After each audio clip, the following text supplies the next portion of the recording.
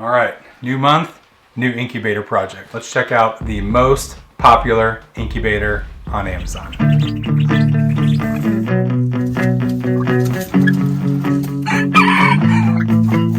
So right here we've got the Nurturite 360. This has been the most requested incubator for us to test. And over the past 2 years, we've done about 3 incubators each winter. We're coming into spring now, but decided to go ahead and try this because we have a project we need to work on. Got instructions, won't need those. Comes all ready to go in the box, awesome.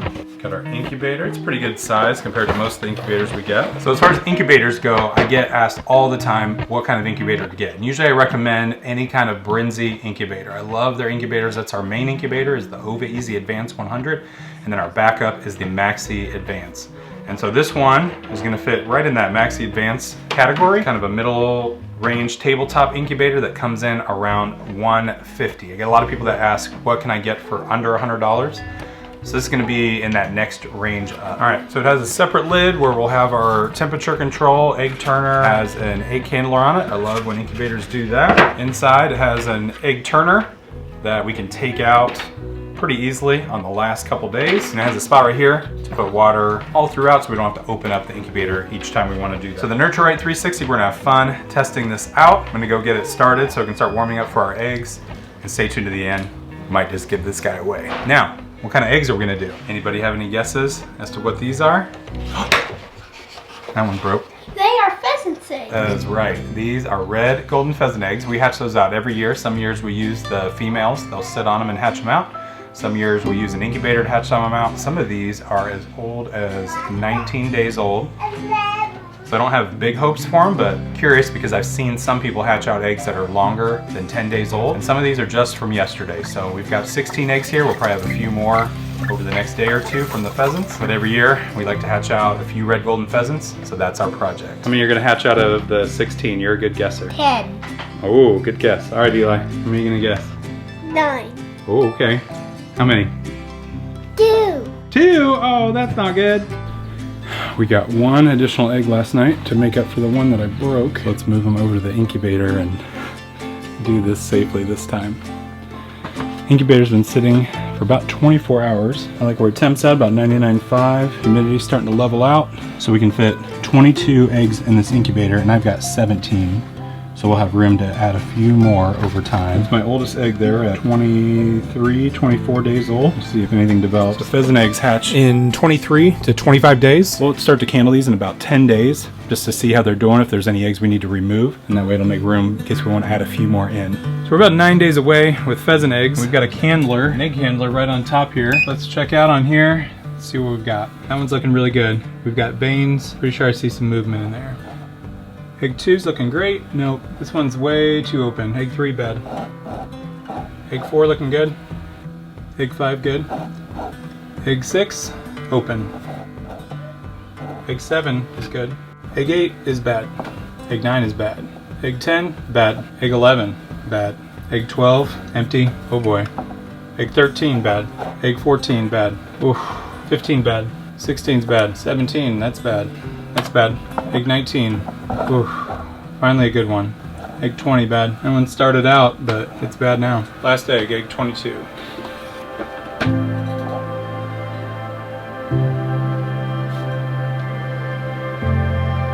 This is the only one I've seen move. This one's looking great. Baby girl came in to visit. So that was rough. So we have 4, 5, 6, 7. 7 eggs are still good. 1, 2, 3, 7, 8, 9. 10, 11, 12, 13, 14, 15. So not sure if that's the incubator or... Give me a kiss. Give me a kiss. So 7 eggs still good. We need some pheasants to hatch.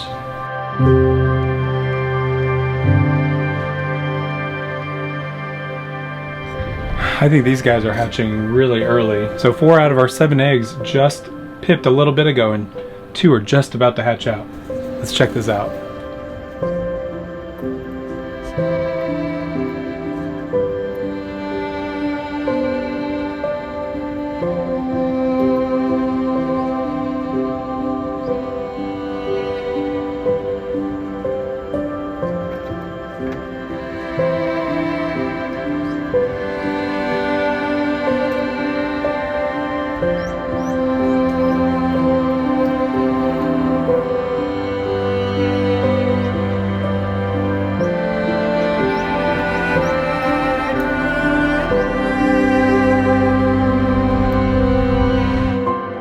And after the first 2 pheasants hatched, there was one more that hatched out that afternoon.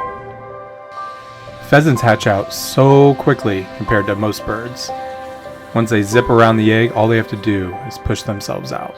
But unfortunately, there was one that was unable to get out. This little guy here, this last egg, spent the entire day yesterday trying to get out. Was hatching at the same time as these guys 2 days ago. So now I need to see if he's still alive, because he never made it out. So it can be a tough decision as to when to step in and help a chick, a duck, a pheasant hatch. So close to making it. Last night this one was still alive and was still working its way out, and that's frustrating. I tried to wait as long as possible and this one just didn't make it. We have 3 eggs that have hatched and we still have 3 left. We had a couple eggs that I put in a few days after the rest of them, so it might just be a few days behind. Alright guys, we're going to the brooder. These guys have been in the incubator for a little over 24 hours after they hatched, right where I like to keep it at. Stay dry off, stay warm. And then we move them into the brooder where they'll have some food, drink, and a chance to run around. They're so little. Hey, don't be in my pheasants. Alright guys, have fun. And just a couple days later, the last 3 eggs started to hatch. So I know I'll hear from the ringneck pheasant breeders that will say, wow, only 6 out of 20 something eggs? That's pretty bad. I get 50 out of 50 eggs to hatch. Well, in the world of exotic pheasants, it's different. Fertility is lower, hatching rates are lower, and it's probably why they're rare and exotic. Plus, I didn't help myself by putting some really old eggs in the incubator. That skewed the numbers a bit too. But I'm really excited about these pheasants that did hatch for us.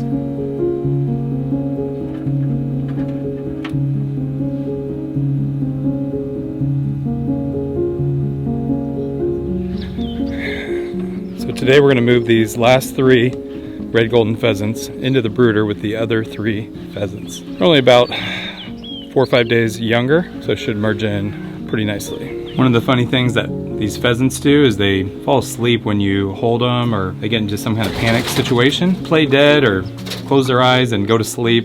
Something kind of weird with them. So with the adults, we definitely don't let these guys out in the open, but these babies, even though they're quick, you got to hold these guys a little tightly, because if they get away from me, they'll be really tough to catch. I'll sleep in here. Let's put them in with their siblings. Slipped out.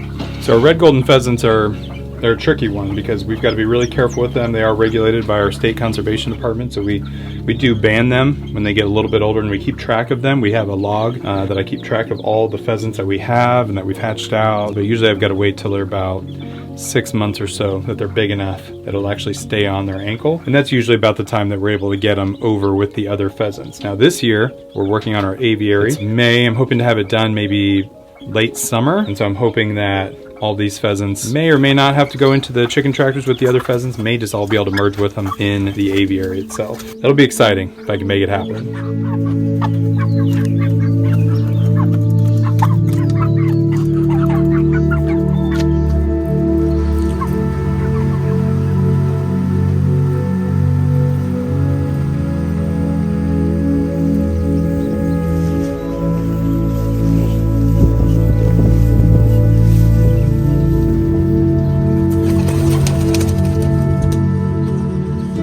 Say incubators.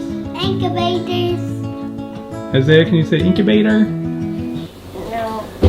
Alright, so last but not least, we need to compare and talk about this Nurture Right 360 incubator. What better than to compare it to the Kebonics 12-egg incubator and the Brinzy Maxi Advance. And then we might just give it away. So this incubator worked great for us, even though there were so many eggs that didn't develop. I think that was a red golden pheasant issue and not an incubator issue. We've done those in the past, and here we've had the same thing happen.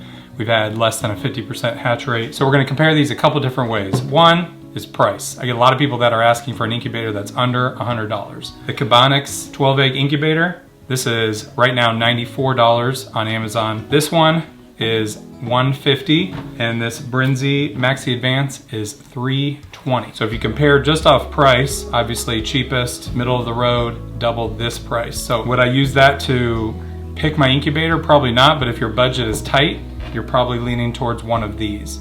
If you're looking towards quality, I'm probably looking at one of these.